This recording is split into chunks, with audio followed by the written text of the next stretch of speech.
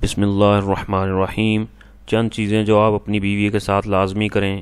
ایک، اسے میٹھے عرفی ناموں سے پکاریں۔ نبی صلی اللہ علیہ وسلم اماں جان عائشہ صدیقہ رضی اللہ تعالیٰ عنہ کو عائش کہہ کر پکارتے تھے۔ دو، اس کے ساتھ کوئی بھی حلال کھیل کھیلیں۔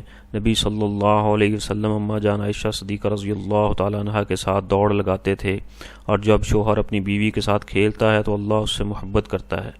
تین، اس کے ساتھ حسن سلوک کرو اور اس کو ہر وہ چیز پیش کرو جس سے اس کا دل آپ کی طرف نرم ہو جائے۔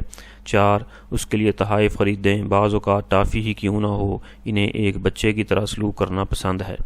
چھ، گھریلو سرگرمیوں میں اس کی مدد کریں، جب بھی آپ موجود ہوں، کھانا پکانے، کپڑے دھونے، کمرے کو صاف کرنے وغیرہ میں۔ سات، اس کے والدین کی عزت کریں اور انہیں کبھی کبھی تحفہ دیں۔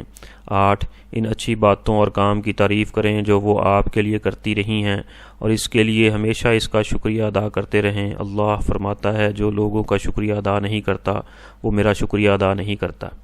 نو، اسے بتائیں کہ وہ آپ کے لیے کتنی اہمیت رکھتی ہے، آپ اس سے کتنا پیار کرتے ہیں اور آپ اسے پا کر کتنے خوش قسمت ہیں۔ 10، اس کی باتیں پوری توجہ، محبت اور دلچسپی سے سنیں اور جو مسائل وہ بتائے ان کو فوری حل کریں۔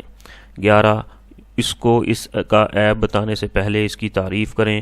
12، اچھی خوشبو منہ اور جسم دونوں، یہ سنت ہے، سے ہمیشہ اپنے آپ کو مزین کریں۔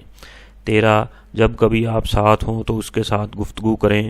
14، جب آپ کام پر ہوتے ہو تو مجھے آپ کی یاد آتی ہے، مجھے آپ سے محبت ہے، اسے فون پر بتائیں۔ 15، اس کے ساتھ مل کر کام کرتے رہیں، جیسے کھانا پکانا، قرآن پاک پڑھنا وغیرہ۔ 16، دوسروں کی موجودگی میں اس کی غلطی کا انکشاف نہ کریں۔ 17، اسے دین کے بارے میں سکھائیں۔ 18، اسے مارنے پیٹنے تکلیف دینے سے پرہیز کریں۔